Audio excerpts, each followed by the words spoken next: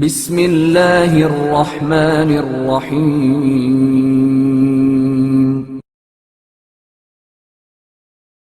مصیبت کے وقت صبر۔ ایک روز حضرت موسیٰ علیہ السلام کسی عابد کی تلاش میں نکلے تو ایک ایسے عابد کے پاس پہنچے جو لوہار تھا، اپنی حلال کمائی میں مشغول اور زبان پر شکر خداوندی جاری۔ حضرت موسیٰ علیہ السلام نے پوچھا، تیری کثرت عبادت کا سبب کیا ہے؟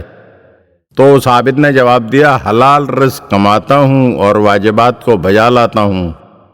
دکان کی آمدنی میں سے ایک حصہ مالک کو، دوسرا حصہ بچوں کے لیے اور تیسرا حصہ فی سبیل اللہ مساکین کو دے دیا کرتا ہوں۔ بس اللہ کے فیصلے پر راضی ہوں، سختی پر صبر اور نعمت پر شکر کرتا ہوں۔ آمدنی کم ہو جائے تو گھبراہٹ اور مایوسی کا اظہار نہیں کرتا، اور زیادہ ہو جائے تو اکڑتا نہیں۔ اس لوہار نے پوچھا، آپ کہاں سے تشریف لائے ہیں؟ تو جواب دیا، موسیٰ ابن عمران کے وطن سے۔ لوہار نے کہا، گھر جانے کا کیا خیال ہے؟ تو حضرت موسیٰ علیہ السلام نے جواب دیا، جانا چاہتا ہوں۔ اس عابد نے ایک بادل کو حکم کیا تو وہ فوراً حاضر ہوا۔ عابد نے اس بادل سے پوچھا، تو کہاں برسے گا؟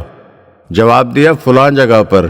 پھر اس کو روانہ کیا اور دوسرے کو بلایا، پھر تیسرے کو۔ بالآخر ایک نے کہا، موسیٰ کے وطن جا کر برسوں گا۔ تو عابد نے حضرت موسیٰ علیہ السلام کو سوار کر کے روانہ کیا۔ جب حضرت موسیٰ علیہ السلام کوہ طور پر پہنچے تو بارگاہ خداوندی میں عرض کیا، اے پروردگار، تجھے اس لوہار کی کون سی عادت پسند آئی؟